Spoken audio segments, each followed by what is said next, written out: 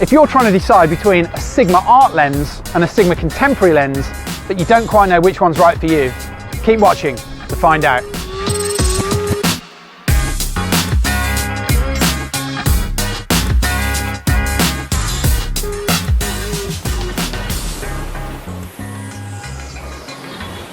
Here are the lenses of Sigma's Art line, beautifully built, all full frame, ranging from 12mm at the wide end to 135mm at the tight end. And they've earned themselves something of a cult status in the photographic community.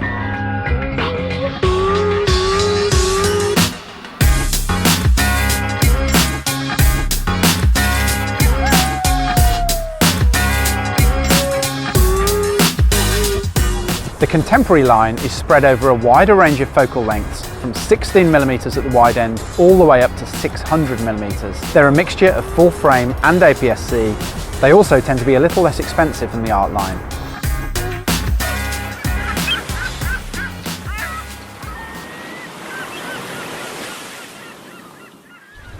At Sigma UK, we hear all the time people say, I'm going to buy an Art lens because it's better quality than the Contemporary. But I'm not sure that's the case. I think that's a myth. And even if it were the case, better how? Well, today I'm going to get to the bottom of it by putting some Contemporary lenses head to head with their Art range equivalents, and we'll go through the results together to see how they compare.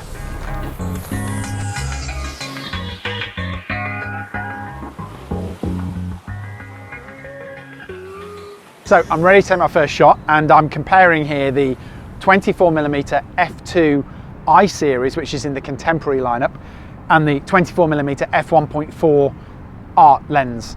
Now, the first thing you notice between these two is the size and weight. The Art is getting on for twice as heavy. It's quite a bit longer and wider. So in terms of portability, the Contemporary is the better option. That said, the Art lens is f1.4. That's a whole stop wider than the f2 aperture of the Contemporary. That doesn't matter to me this morning because I'm shooting on a beach and I'm shooting a landscape shot, and that means I'm going to be at f11 or f16, so that super wide aperture isn't important at the moment, but it might be in a different situation. So let's take some shots and test the image quality.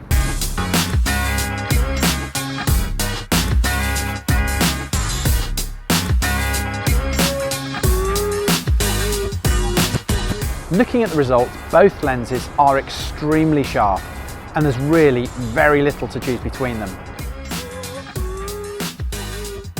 Even in the far corners, we're really splitting hairs.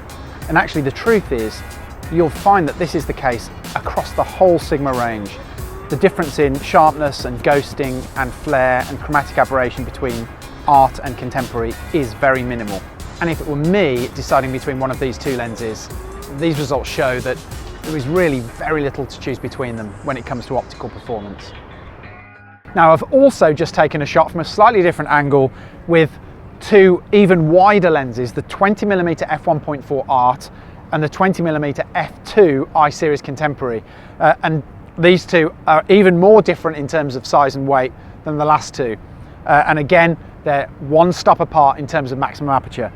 Let's have a look at the results. So as with the 24mm, next to each other, full screen, full image, not a lot of difference. Let's have a look at the center of the frame. Again, very little to choose between them. And then right up in the corner, we can have a look again. And again, really, there's very little to choose between them there. So the conclusion here is that for the landscape images we've just taken, there isn't really a lot of difference in the optical performance. But what about if you're in a shooting situation where it's not just about image quality? How will the Art and Contemporary ranges stack up then? Let's find out.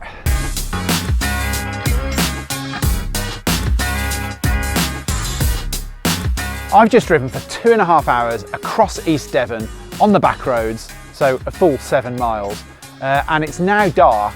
But that doesn't matter because I'm here at a kayak factory and I'm going to be shooting some indoor low light portraits of the guys on the workshop floor. Let's go.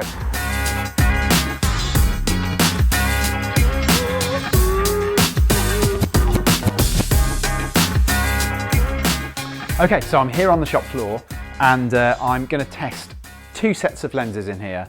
It's quite dark in here, so that's going to present a bit of a challenge. The first set of lenses are standard primes. So we've got a 50mm f1.4 Art and a 45mm f2.8 I-series Contemporary. So quite similar focal lengths. As you can see, the size difference and the weight difference is huge, but this has the f1.4 aperture, of course, maximum aperture, which is 4 times the light it's letting in than this one, 2 full stops. So that'll be interesting. The two advantages that will give me are blurrier backgrounds and faster shutter speeds. The second set of lenses that I'm testing are classic portrait primes. We've got an 85mm f1.4 Art and a 90mm f2.8 I-series Contemporary. Again, these are 2 stops of aperture apart in terms of maximum aperture. This one lets in 4 times as much light as this one, and that should make quite a big practical difference. Let's put them to the test.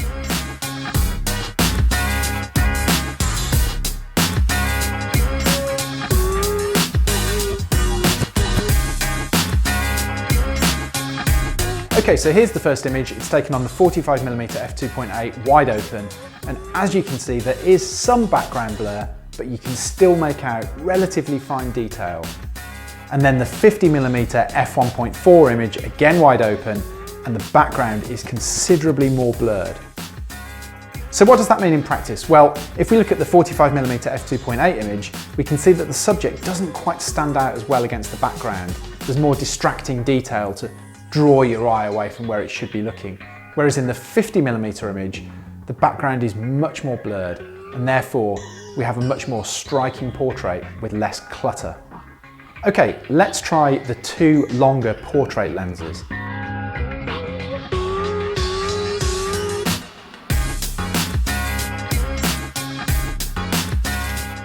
Now, I've chosen a background that's quite busy for these shots to illustrate the difference between these two maximum apertures. On the 90mm f2.8, we can see that there's still quite a lot of detail showing in the background, although we do get some blur, so the portrait does work. Now on the 85mm f1.4, we can see that we're getting much more blur in that very busy background.